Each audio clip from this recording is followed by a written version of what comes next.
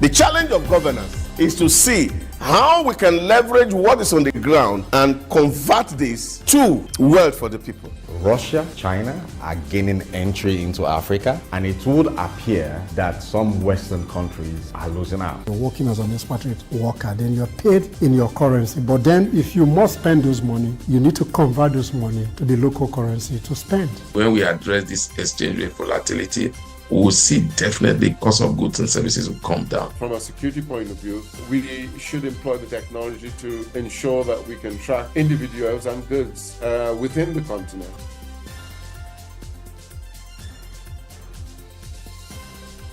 Early exchange, shaping policy, advancing development.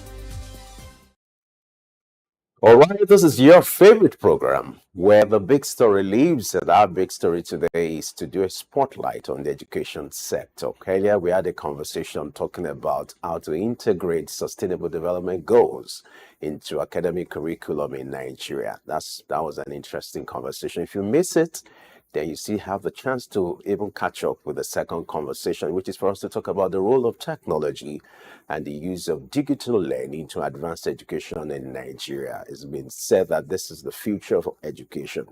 Well, if you agree with me, it's already in existence. We're in a era where artificial intelligence and technology is taking shape and ravaging every sector, including the education sector.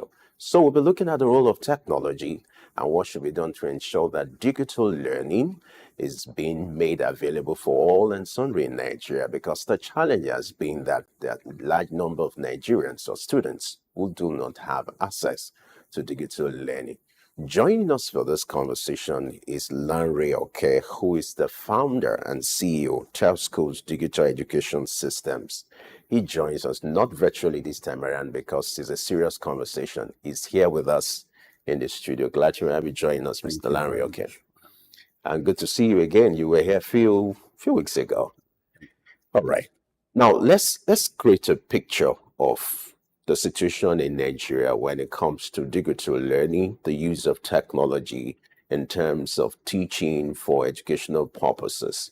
If you look at the adoption of this initiative in Nigeria, give us a picture of the level of success and some of the contending issues as regards the adoption of technology and digital learning in Nigeria.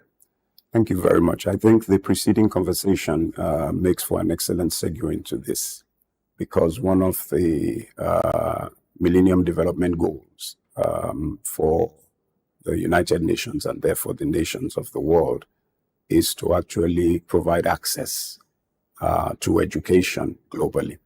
Technology in education, like in every other sphere of life, has been about creating opportunity. And here in Nigeria, we have had that as well, except that the success has been restricted. We can look at it quickly in three areas, like you outlined in your intro. The first is the availability of technology hardware. And a lot of schools, particularly the more financially endowed ones, have been able to deploy electronic boards, have been able to deploy multipurpose projectors, have been able to deploy computer systems within the school that make the presentation of information and the assimilation by the students a little more convenient and comfortable, and perhaps faster as well. You also have the software aspect of technology, which is the element that has to do with the AI. You mentioned artificial intelligence earlier, and this has done tremendous things in that now you are able to synthesize teaching, you're able to create video classes, you're able to simulate tests, you're able to create tutorials, you're even able to create digital versions of textbooks in a fraction of the time it would have taken before AI, because human beings would have had to spend hours and days and weeks and months doing this beforehand. But with AI, everything happens now literally at the click of a button. But let me say that perhaps the most significant aspect of technology enhancement in education is creating access. Teleschools found out in 2020 during the COVID lockdown that broadband internet penetration in Nigeria is 30%. The linear extrapolation of that is that only 3 out of every 10 Nigerian school children have access to the kind of connectivity that aids digital learning. Note that I didn't say the 3 of them have access to digital learning. They at least have a chance to have access to digital learning. Maybe the actual number that have access to digital learning out of 10 is lower than that because not all their schools have deployed. And you will agree with me in the 21st century that this is not tenable for the most populous Black nation in the world and the leading economy in Africa. So the drive to create access is the overarching focus of technology, to give children who otherwise would not have the ability to access high quality teaching, educational content, and ancillary material, access to it just because they have the connection, electronic connection that allows them to get there. So it's in these 3 areas that technology has played significant roles in enhancing education. And of course, this affects not just the children, but the teachers as well, who use this same technology tools and enhancements to improve their ability to teach. All right. You raised something quite crucial there earlier, talking about the access to digital learning. But before we address that, Yes. because I would like us to situate this conversation, can you give us a picture of what the trends are when it comes to the adoption of technology to education, the ethics, the new trends that are in place now, as against the conventional kind of teaching or learning that we have in the environment? Given the research that you've done, you are also into several projects that has to do with tech advancement and all that. Now, give us, what are some of these innovations, some of these initiatives, some of these trends when it comes to the adoption of tech into teaching and into the classroom environment? So the most significant part inside the class is the content that the children actually have access to. Previously, teachers would prepare notes and then would come to the class and spend half the teaching time writing on the board. And I'm sure you remember when we were in school, it was a race against the clock. The teacher is writing furiously and you two on your table. There's so much of the quality time the teacher and the children got to spend together was spent in secretarial work, duplicating notes.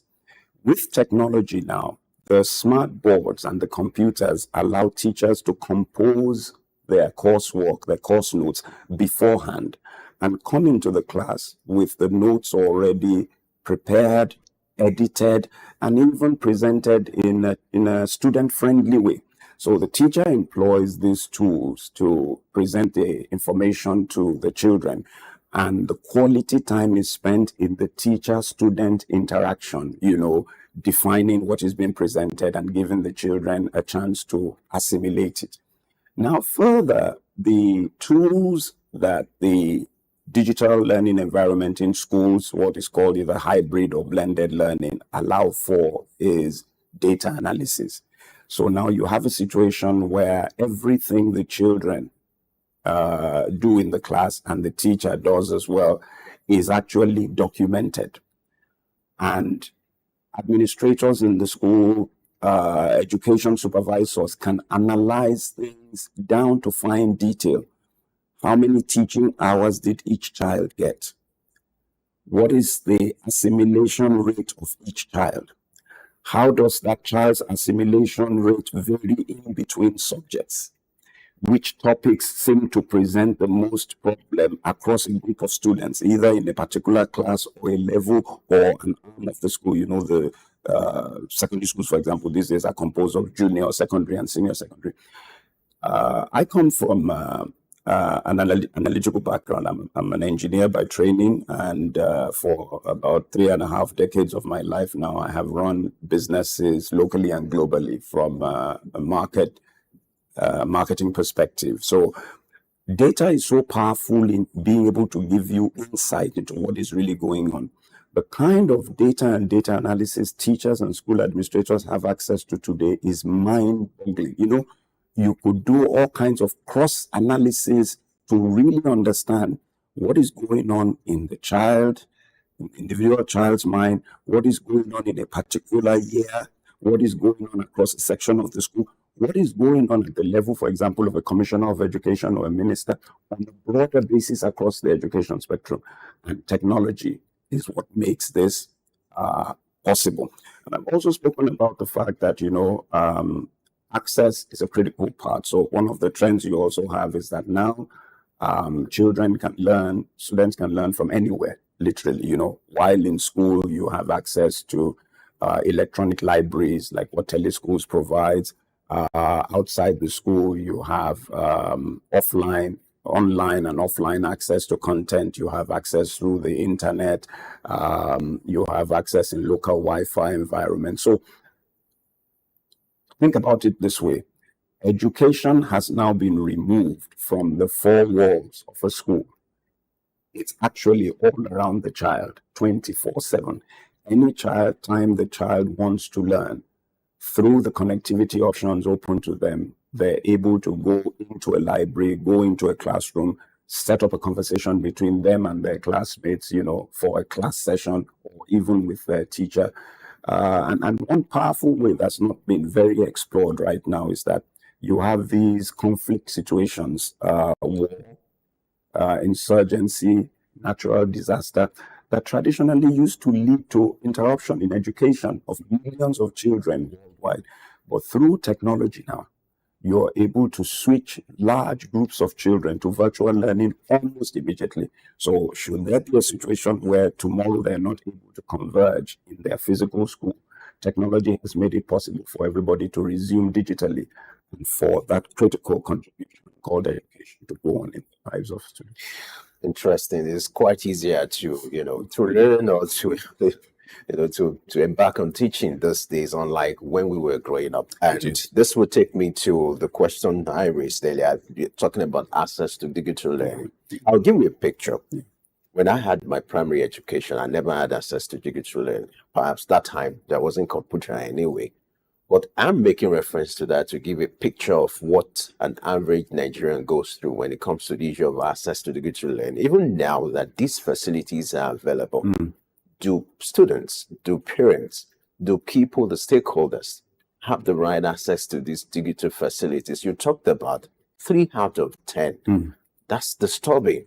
In a country that happens to be the giant of Africa, in a time where artificial intelligence, even augmented reality, is the order of the day. Now, what are the challenges trailing the adoption or having the right access to digital learning in Nigeria? So let's look at some of these issues and then how to address that. Cost is perhaps the single most impacting factor. So it impacts the hardware, it impacts the software, it impacts, the connectivity. As you and I know, computing devices are not cheap.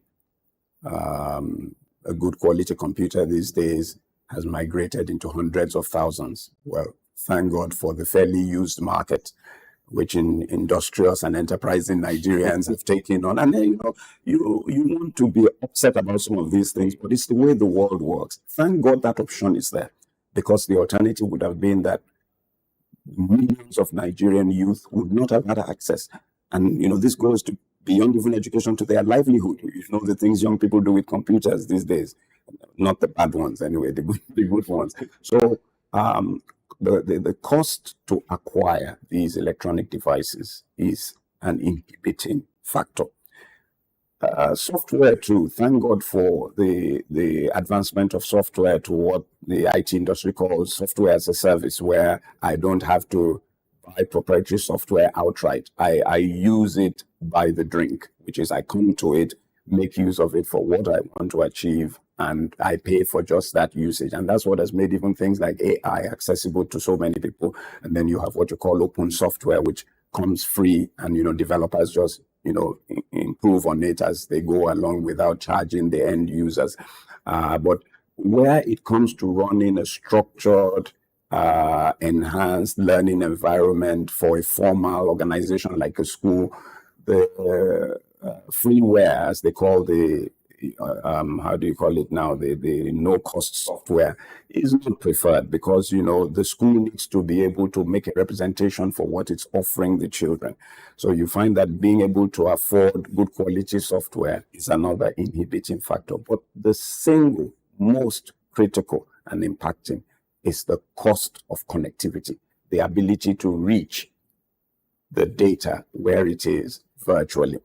Internet is the most ubiquitous connectivity medium in the world today, and it's done fantastic things for everybody. But in this part of the world, due to the lack of infrastructure, it comes at a premium cost. And for most schools and most families, to be able to afford sustained broadband connection to a learning system is not economically feasible. So that's what brings about that 30%, broadband internet penetration factor that the NCC has publicized and we know about. I commend their efforts. There are various initiatives being implemented to try to increase that.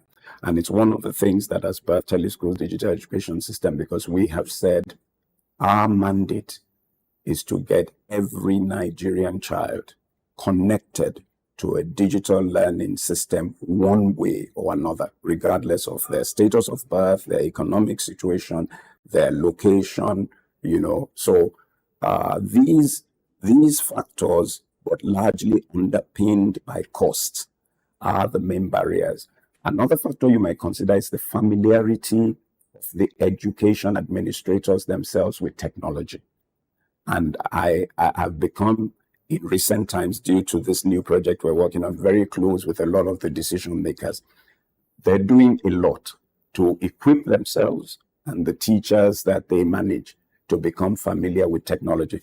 But that too has a cost. In fact, multiple costs. The cost of training, the cost of time, and the cost of equipment to upskill the teachers. But it is it's a journey path. It's not a fixed point. So gradually, more and more Nigerian schools and teachers are being educated on these benefits of technology that we're talking about, and are being encouraged to adopt them more. But we have a critical need to create access.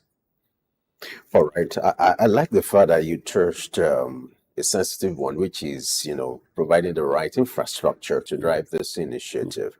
Now, let's look at what should be the role of government here. What should be the right intervention and investment? Maybe for private schools, they can have a bypass, There are funds available because individuals, parents, or students are paying for those things heavily, and so they can make provisions for that. But for public schools, I gave you a picture when I went to a public school, and I never saw anything similar to computer system. Though that's another conversation for another day. But it's the reality. Yeah, It's the reality. it's the public institutions, We need to change and we need to change that. So for private schools, yes, they have a solution or an alternative. What kind of intervention are you expecting from the government as regards providing the right infrastructure, most importantly in public institutions? So I think the first thing all of us, parents, teachers, the government, the stakeholders in the children, at least primarily, should come to terms with is the fact that brick and mortar schools cannot cope with the volume of school children and the demands of modern contemporary education. It's a paradigm shift we need to make, because you see, in solving a problem, the first place you need to get to is the landing point in your mind. That's why people like Stephen Covey say, begin with the end in mind. Until you shift your paradigm to properly define the problem, you can't start thinking about the right things to solve. So once we agree, because you still have governors today, and I appreciate, these wonderful leaders we have, still struggling to build classrooms, still struggling to refurbish schools. Those should keep happening. But let's agree as a collective that approach will not work. In Nigeria today, we have 20 million children out of school. And some of them, it isn't because there isn't a school nearby to where they are. It's that the lives they live and the livelihood that they are involved in with their families cannot allow them to sit inside a brick and mortar school. It won't happen.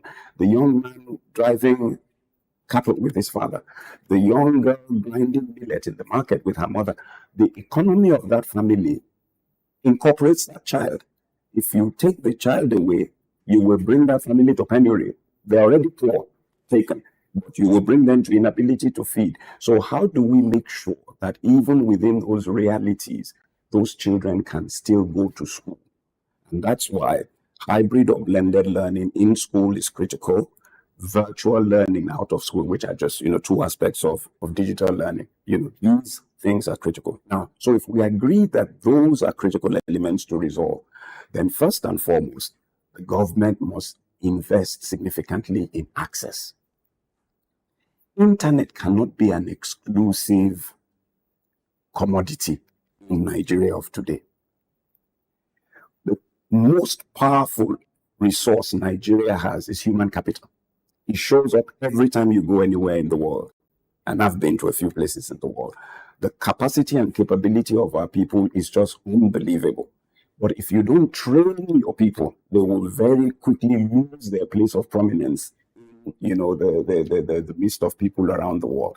So we must, as a government, begin to pay significant attention to the barriers that are limiting the availability of connectivity, which has to do largely, believe it or not, with local redistribution infrastructure. Terabytes of data have arrived at the shores of this country, courtesy of both government and private, connectivity or communication initiatives. But to distribute in country so everybody has access is the problem. And if you don't invest in that distribution infrastructure, the cost of access will remain prohibitive.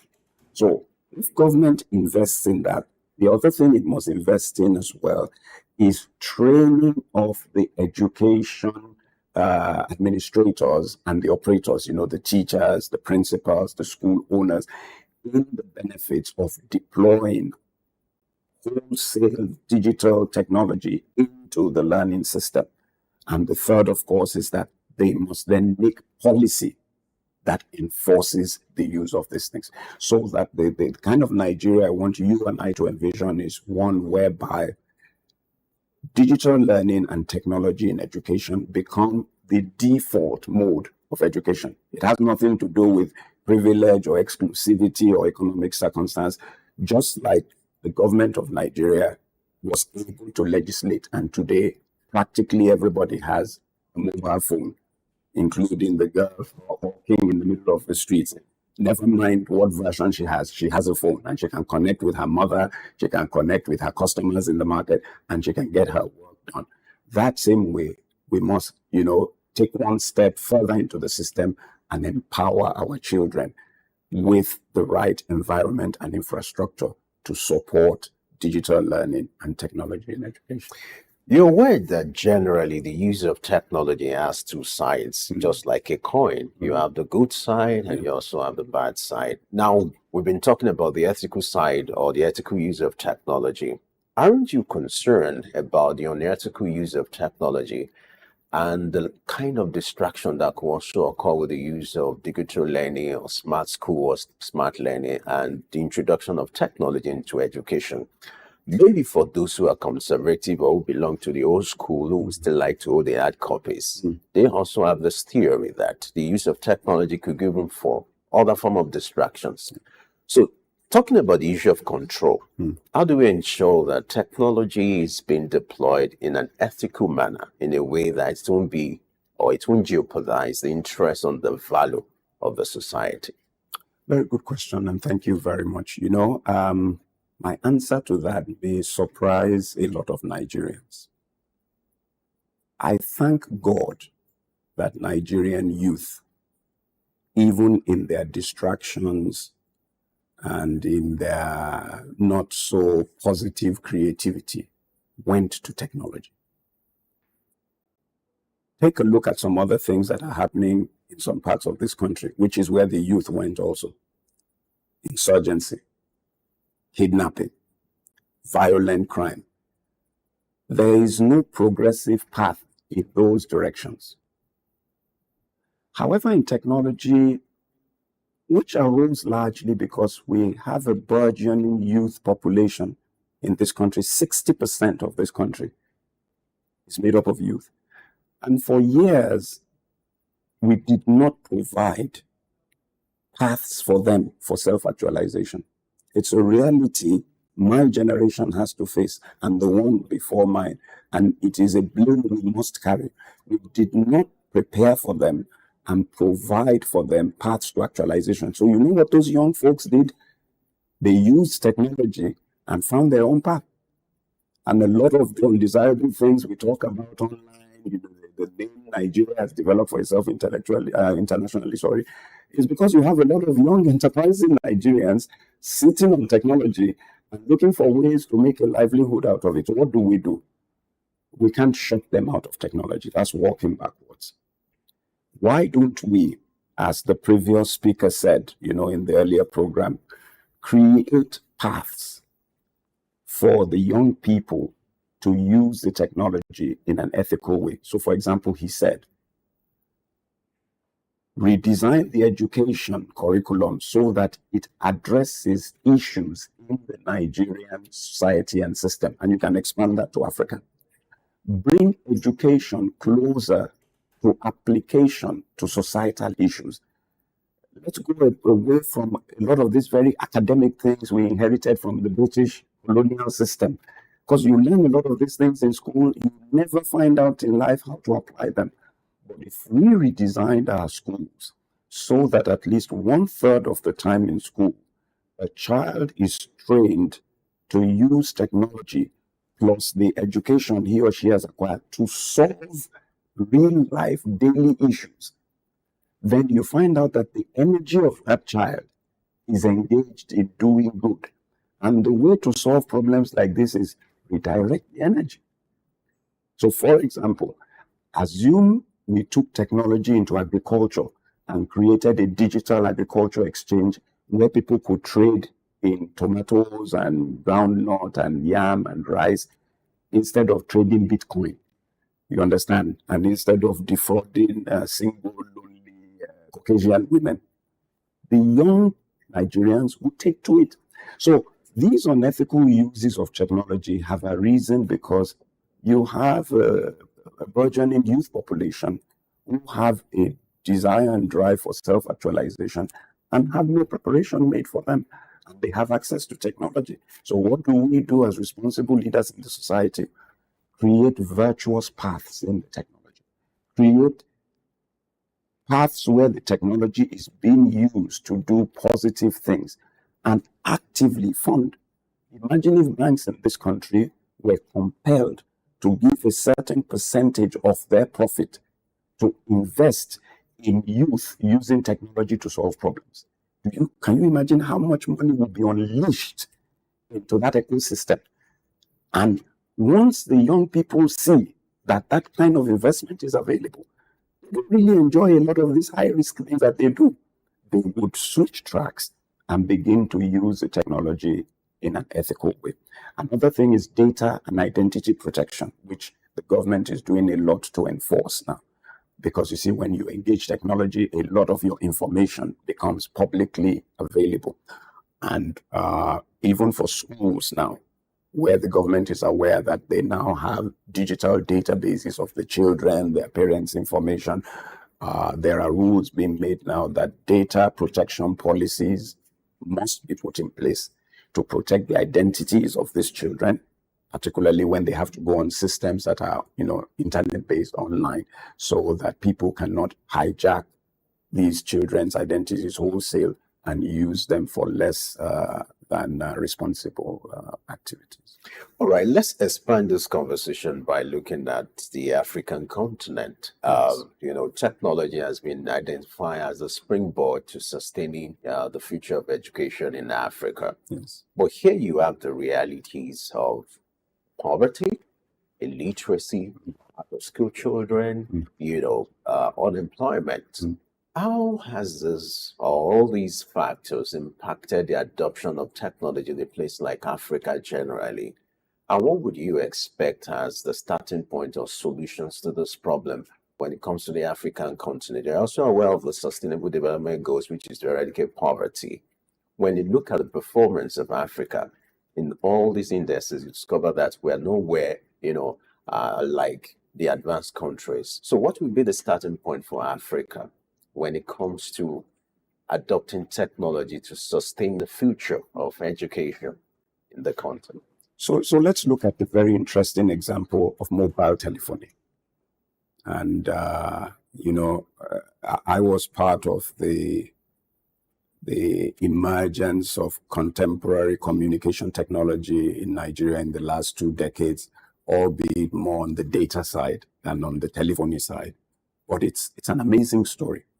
I think the foremost telco mobile network tells a very interesting story. When they were coming to Nigeria, they were told by all the people in the communication industry worldwide that you're foolish people. You're going to a country where 70% of them are below poverty line to go and sell them modern communication technology, cellular technology. What do you think you are doing? But the aspirational nature of Nigerians, and by extension Africans, is something to admire. We had lived in a country where before then you had close to 200 million people with just 500,000 telephone lines, half of which were not working at any given point in time. So when technology was made available to the market, the aggressive way people lapped it up transformed everything that we do today. You can't imagine the number of young people who sell on Instagram, who sell on Facebook, the musically inclined ones who are releasing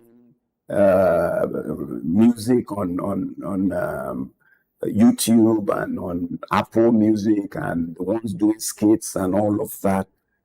That's what comes from making technology widely accessible. So the argument about illiteracy itself is an anachronistic argument.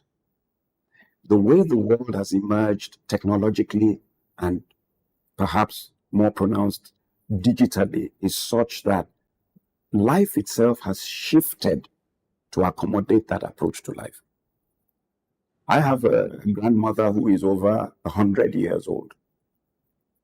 When I call her on the phone, we rejoice together. You understand? And she has to get somebody to work the phone for her. But believe it or not, I speak to my grandmother on the phone. That's technology adoption. Are you with me? But how did that become a possibility? Because the government, through motivating the mobile networks, created access for her back in my hometown where she lives. Once we take on that paradigm shift that I spoke about earlier, that the conventional ways that we have lived life are no longer competent or capable to cope with the demands of the current situation, then the government begins to reevaluate the choices that it's making.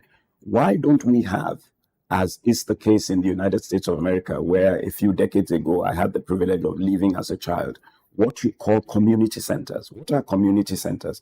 Community centers are multi-purpose centers built for young people. When you go in there, you can play sports. You can have access to technology. You can read books. What are those American communities doing? Rather than let these children apply their energies to the wrong things, create a venue, a destination for them where they can engage things that will add value to them. So I know that under a very young and enterprising Minister of Communications right now, such communication hubs are being created. But the focus more now is towards creating them for those who want to do technology-related business. I'm talking about the pure consumer ones. You just create them. There's internet there. There's music there. There are digital devices there. You can't take them away. They're meant to be used there. And you have them in every neighborhood. And young people are allowed to access, these centers. In the more rural communities, you create agricultural cooperatives. You create commercial, trader, market women's cooperatives. And you equip the same places with technology facilities so that these men, these women now can learn. The man in Oka can learn from the one in Ekiti about new techniques of planting yam, just by watching a video together, sharing something, on the mobile device. Once we begin to create those kind of opportunities and we begin to get people familiar with being able to access knowledge and information and interaction from technology and from digital communication, it will bring about massive transformation in lives, in livelihood, and in the economy as a whole. And like I said, that applies not just to Nigeria, but to Africa. All right, we are almost out of time, but let's wrap up with this. And I would like you to address this quickly. Talking about AI and then augmented reality, how will that impact the future of education in Africa? Quickly. AI is already at work because, for example, in what you call the learning management systems, where children are encouraged to approach digital platforms that help tutorial learning, they tutor the child. AI is what is used to convert the traditional curriculum material to digital material. And it is because it does it at a much faster rate than human beings can do, and does it more intuitively as well because of its higher computing powers. So that's a major use of AI. AI is also used, like I said, in the analytics, being able to analyze performance and do cross-analysis and provide powerful data that helps educators to really understand what they're doing. Augmented reality has become a tool to create experiences that people could not have because they couldn't get to a place where a thing is. So you can simulate the visit to Niagara Falls. You can simulate a visit to Victoria Lakes or to, any of the game reserves in South Africa just by the children putting on a helmet and viewing it. And, just the exposure and the experience that gives. So there are various ways these facilities can be used to enhance learning and education. All right, Mr. Lanre Oke, the founder and CEO of Teleschools Digital Educational System. I must appreciate you for your time and, creating time out of a busy schedule to join us in the studio for this crucial conversation. Thank you so much for your submissions. Thank you very much. All right, you've heard it all about the role of AI and when it comes to augmented reality in Africa, talking about education. In case you missed this conversation, you have no cause to worry. You can do a catch-up on our YouTube channel at Soap News TV. Don't forget, this conversation continues on our social media platforms. And as Early Exchange will always get bigger and better. Your award-winning program returns tomorrow. And this is where we draw the curtain. This is our offering for today. Thanks for watching. I am Femi Ayodele. I'll see you tomorrow.